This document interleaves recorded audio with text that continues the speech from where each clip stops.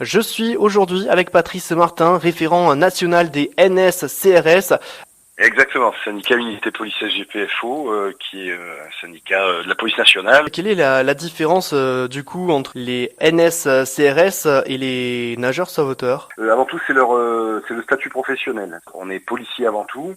On a développé cette spécialité de nageur sauveteur et elle nous permet d'avoir une double casquette l'été, qui est d'être à la fois un sauveteur, d'effectuer des missions de secours, de sauvetage aquatique, et d'être aussi un policier au même titre que le travail que ce qu'on fait le restant de l'année. Quelle est votre mission justement, Patrice? On est détaché l'été pour être mis à disposition de certaines communes du littoral pour assurer donc une mission de surveillance des lieux de baignade, aussi bien sur un volet secourisme, sauvetage, mais aussi, et on constate de plus en plus, sur le volet judiciaire. On assure une mission de responsabilité et d'encadrement des nageurs sauveteurs civils, car les nageurs sauveteurs civils, eux, généralement, sont des saisonniers, ils sont employés l'été, ce sont bien souvent des étudiants qui effectuent 2-3 saisons, alors que les CRS, généralement, ont un petit peu plus d'expérience, une formation continue qui est peut-être un petit peu plus suivie, plus aboutie. Chaque année,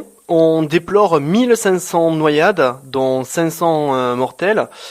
Comment peut-on l'expliquer? Essentiellement, c'est soit par imprudence ou alors un problème de surveillance. L'année dernière, juste pour vous dire, là on parlait du Languedoc-Roussillon, en termes de sauvetage, il y a eu, par les NSRS sur les 3 communes que je vous ai indiquées, il y a eu 10 sauvetages qui ont été réalisés, dont 2 avec une réanimation, 64 accidents graves de plage qui ont nécessité une évacuation et 3000 petits soins. Quel est l'avenir des CRS MNS sur les plages en Occitanie pour l'an prochain, en 2024, puisque l'an prochain il y a les Jeux Olympiques en France? Là-dessus, on ne sait pas encore c'est dans un an, donc c'est encore loin, même si on sait d'ores et déjà que le ministère de l'Intérieur envisage l'été prochain de supprimer tous les nageurs sauveteurs des CRS sur les plages afin de les concentrer sur les sites des Jeux Olympiques.